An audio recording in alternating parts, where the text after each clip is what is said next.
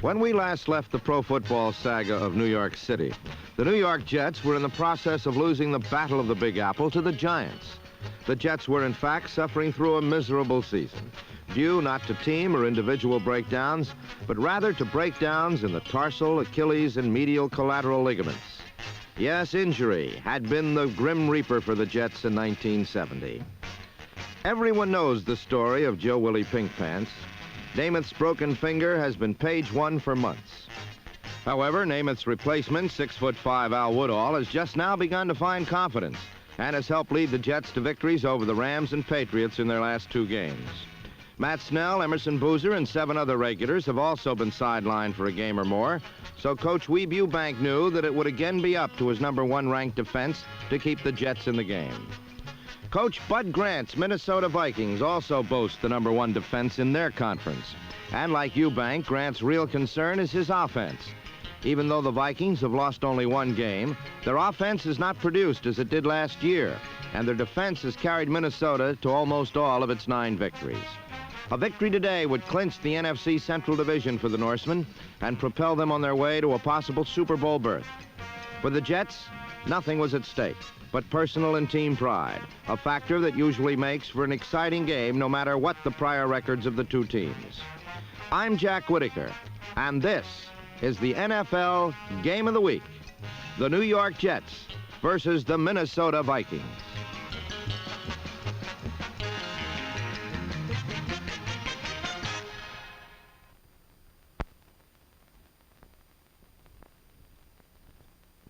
Under the dapple gray skies of Flushing, Long Island, the game opened with a perfect spiral by Jim Turner on the kickoff. The Jets only hoped Al Woodall would do as well.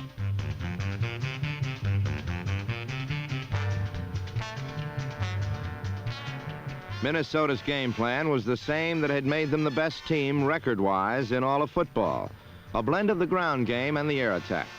But they found right away that the Jet defense, #2 against the rush, was not vulnerable. Quarterback Gary Quazzo's plan also was to set up the Jets secondary with short sideline patterns to his wide receivers and then send them long.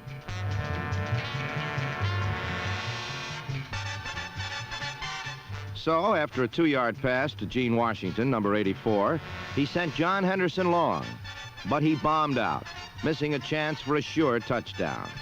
The Jets had held on 3 plays. Coach Eubank's plan was a similar one, but on his first series, Al Woodall came out throwing to Don Maynard. Then Woodall went to his ground game. Emerson Boozer was back, and aided by a key block on number 29, safety Carl Kosulki, the Jets runners began to attack the mighty Viking line.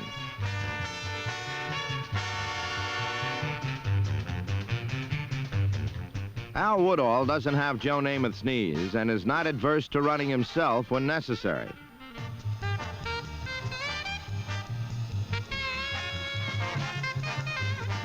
Like most quarterbacks, however, Woodall would prefer to hand off or pass off to the men who are paid to run, and Boozer moved deeper into Viking territory.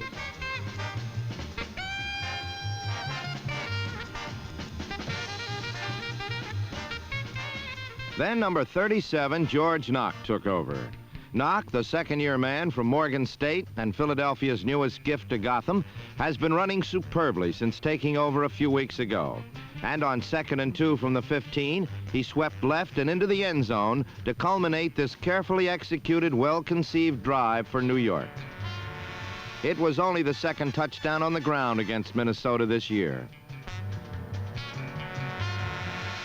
On the replay of the touchdown, watch Boozer, number 32, take out the cornerback, allowing Knock to get around the end. Knock is playing out his option this year, and from the way he has been running, he'll be holding all the cards at the negotiating table. New York had the lead 7-0 and had eaten up almost 1/2 the first quarter in doing so.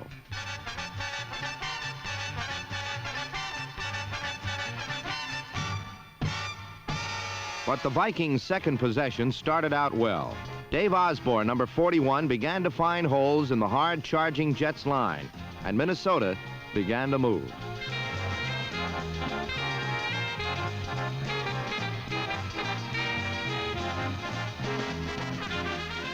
Then Quazzo caught the Jets by surprise on a quarterback sneak, and the Vikings were in New York territory for the first time. It didn't last long, for the Jets had a surprise of their own, an all-out blitz by all the linebackers. Larry Grantham made the tackle for a 6-yard loss, and Minnesota had to punt again. The Jets' second possession was again sparked by George Knock, as he broke 4, count 'em, 4 tackles, and was picking up 5 yards a clip.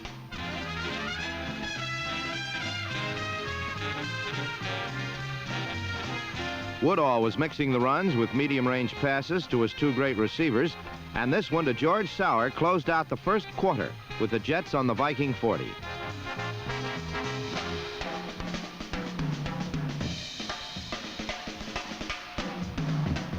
Philadelphia may have bad blue laws and water that is worse, but Ben Franklin's George Knock was making Jet fans forget all this. He and Emerson Boozer were nickel and diming their way downfield again as the Jets' Woolworth offense was rolling. The Jets' offense also had some surprises for the Vikings. After a major penalty set them back, Woodall dropped back, and then the pigskin did a disappearing act.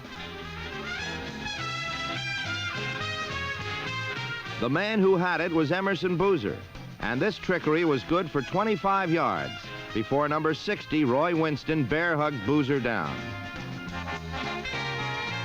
On a repeat of the play, watch Woodall execute this halfback reverse perfectly, waiting till the last moment to hand off to Boozer as number 77, Gary Larson, just missed foiling the play. Boozer hot-footed his way to the Vikings 20, but they would still need 3 yards on 3rd down. The 3 became 11 as the Purple People Eaters got to Woodall for the first time in the game.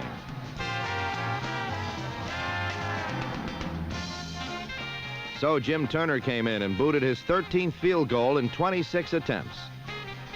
Jets 10, Vikings nothing. We'll be right back with more exciting action on the NFL Game of the Week. Turner's field goal had put the Jets ahead by 10 with 12 minutes left in the half. But Turner hasn't been kicking particularly well this year, and his short kickoff here gave the Vikings good field position from which to start their 3rd series of the game.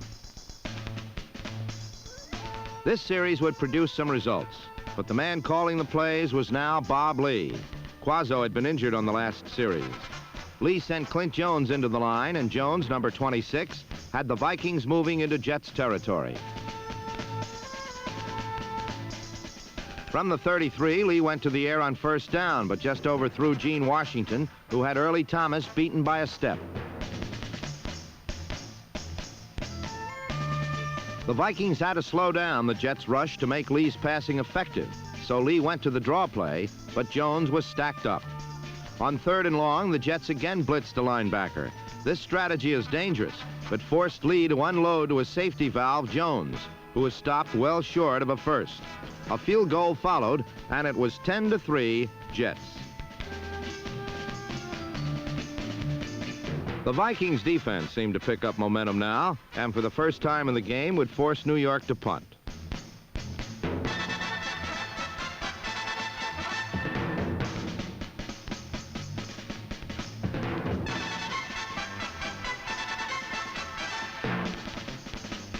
The Jets failed to gain any ground on this, their 3rd series.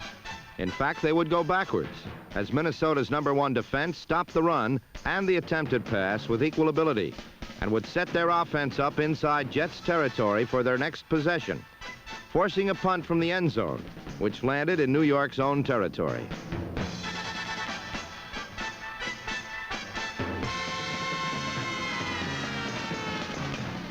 This was the key series of the half. The Vikings started from the Jets' 44 and looked like a cinch to add on some more points. But they again got nowhere. On 3rd and 12, Bob Lee was again blitzed, and his hurried throw fell harmlessly incomplete. The Jets had found the Viking offense vulnerable to the blitz, and this strategy was the key to their success so far. Fred Cox tried from 51 yards, but he too failed, and New York now would try to run out the clock with 5 minutes left in the half.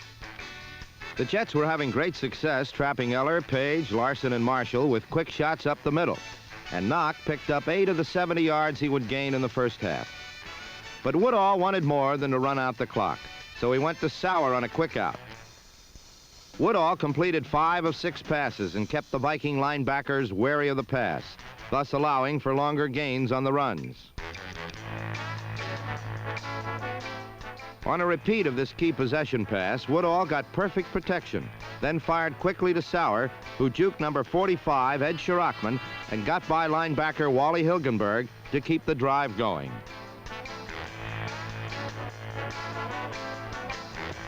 From here, the Viking defense stiffened, and although the Jets kept possession for the remainder of the half, they would fail to get close enough to attempt a field goal. Possession was the key, though. Each team had the ball 4 times in the half, but the Jets had possession for about 20 of the 30 minutes played and ran off almost twice the number of plays as the Vikings.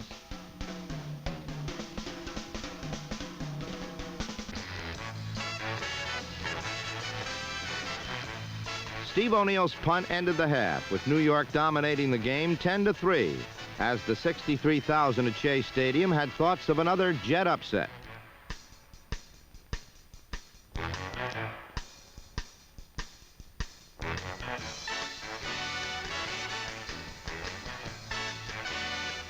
Everyone eagerly awaited the second half. Well, almost everyone. Jets 10, Vikings 3.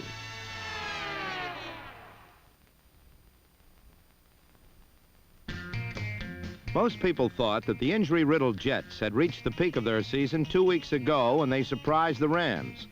But the Jets rolled over the Patriots the next week, and through the first half against the Vikings, the New Yorkers had continued their unexpected excellence. So, as 2 injured first-string quarterbacks watched, the Jets began the second half with a 7-point lead and possession of the football.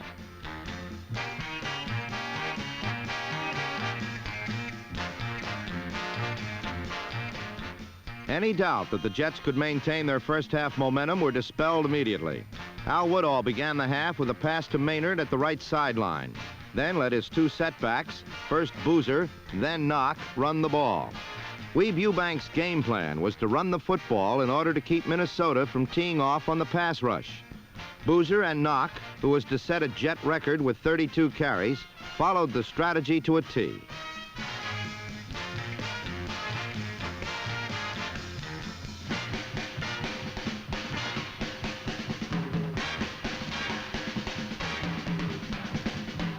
Once he was in Viking territory, Woodall returned to the short pass, this time to George Sauer at the left sideline. The Jets were moving steadily through the top-ranked defense in the National Conference, a defense that allowed less than 9 points per game. New York had already bettered that and was driving for more. Their ground attack today would accumulate 187 yards, more than the entire Viking offense output. With the ball on the Minnesota 21-yard line, the Jet quarterback surprised by passing. A pump fake right, the throw left. The result, a fine catch deep in the corner of the end zone by George Sauer behind Ed Shirachman. The Jets were now ahead 17-3.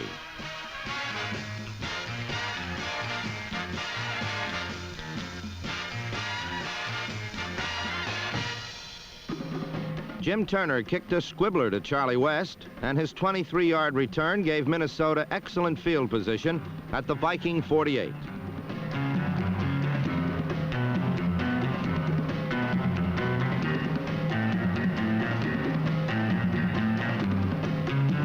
When Lee passed to Washington at the left sideline for a gain of 33 yards, it looked like the Vikings had gotten their game together at last.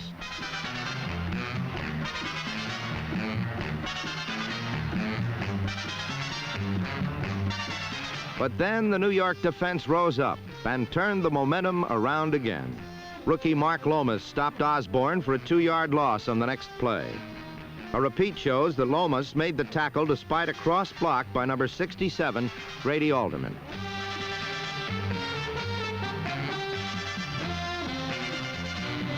On third down, Lee went deep, but his pass was broken up by Steve Tannen. The fine play of New York's 2 rookie cornerbacks, Tannen and Thomas, was one of the keys of the game. Then the Jets got a big break when Cox, the league's leading scorer, missed a field goal from the 28-yard line. 4 plays later, Minnesota had the ball again, but got nowhere. On third and short yardage, number 32, Oscar Reed, tripped over his own man, number 64, Milt Sunday. Cox was forced to try again, this time from the 53, but his attempt was partially blocked. New York's magnificent defense had held again.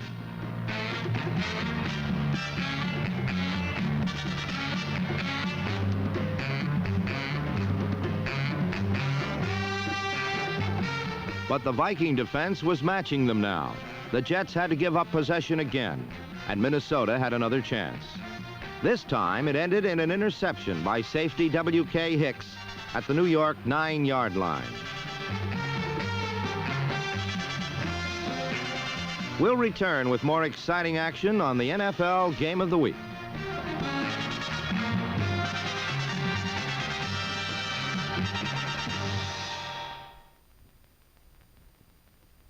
The final quarter began with the Jets again able to go nowhere against the Vikings.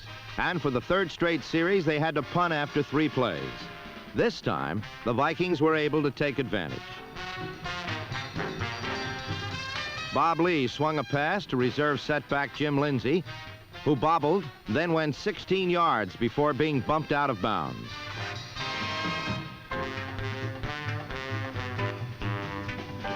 Lindsay has been a super reserve who often has come up with a timely play for his team. Today he did it again as Lee came back with the same play, this time for the score. The pass covered 22 yards, and New York's lead was cut to 17-10.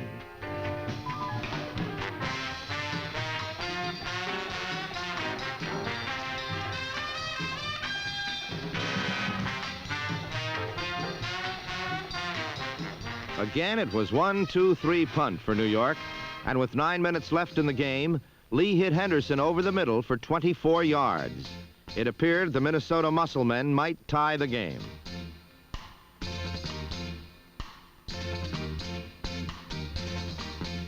But Lee's next pass over the middle was tipped into the hands of W.K. Hicks for his second interception of the game, and the Vikings had been thwarted again.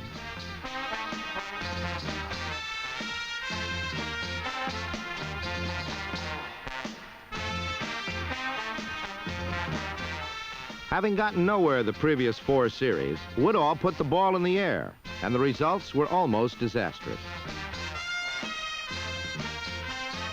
Number 40, Charlie West, just missed hauling in 1 pass, and when Woodall tried for knock over the middle, linebacker Wally Hilgenberg almost picked it off.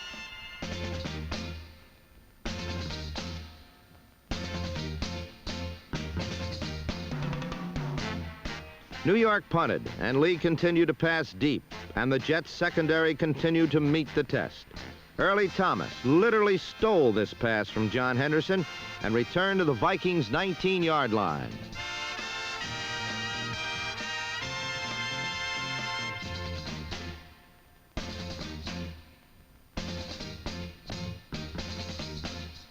Four plays later, Jim Turner put the ball through for 3 points and a 20-10 Jet advantage with only 3 minutes remaining in the game.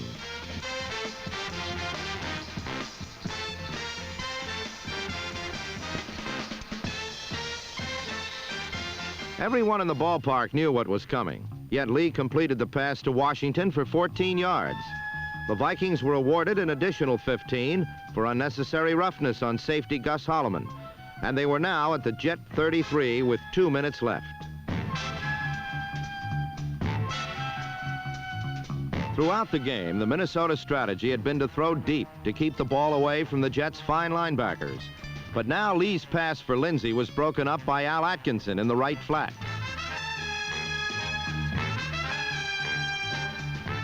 With a 4th and 5 situation, Lee's pass was just barely missed by Holloman for what was almost another Jet interception. Any chance the Vikings had of winning had now disappeared. 4 plays later, Minnesota got their last chance with the ball. Number 80, John Elliott, took care of 1 down by dropping Lee for a 13-yard loss. Then on the next play, with 1 minute and 1 second on the clock, Lee went for the expected bomb. The inexperienced quarterback's long pass for Gene Washington was inaccurate. Again, Minnesota had failed to burn the rookie cornerbacks.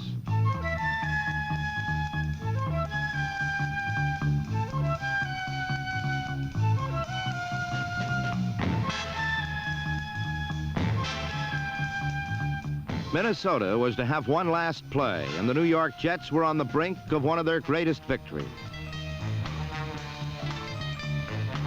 The Jets had given the Purple People Eaters an acute case of indigestion.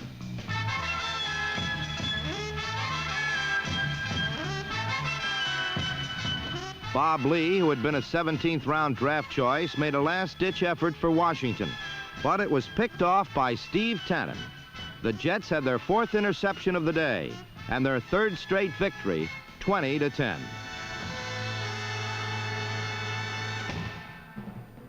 The injury-riddled underdog New Yorkers had ended Minnesota's 7-game streak and had postponed the Norsemen's Central Division title celebration. For themselves, they had their 2nd major upset in 3 weeks. They had accomplished this with a strong running game, particularly in the first half by little-known George Knox. Another fine performance by rapidly improving quarterback Al Woodall. But most of all, another superb game by an aggressive defensive unit that had become one of the finest in the game. It added up to another great victory for a team that had been down and counted out. But pride has brought the Jets back. And that's what the game of football is all about.